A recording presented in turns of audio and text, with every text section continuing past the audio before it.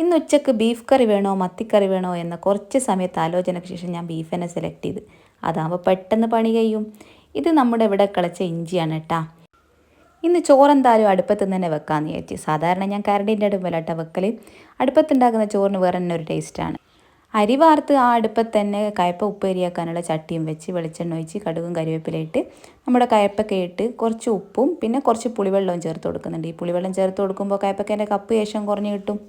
ഈ സമയം കൊണ്ട് ഉമ്മ ബീഫ് മുറിച്ച് ബീഫിലേക്കുള്ള മസാല ചേർത്ത് കൊടുക്കുന്നുണ്ട്. ഞങ്ങൾ ബീഫിലേക്ക് മുളക് പൊടി കുറച്ചും കുരുമുളക് പൊടി അധികം അങ്ങനെയായിട്ടാണ് ഇട്ട് കൊടുക്കുക.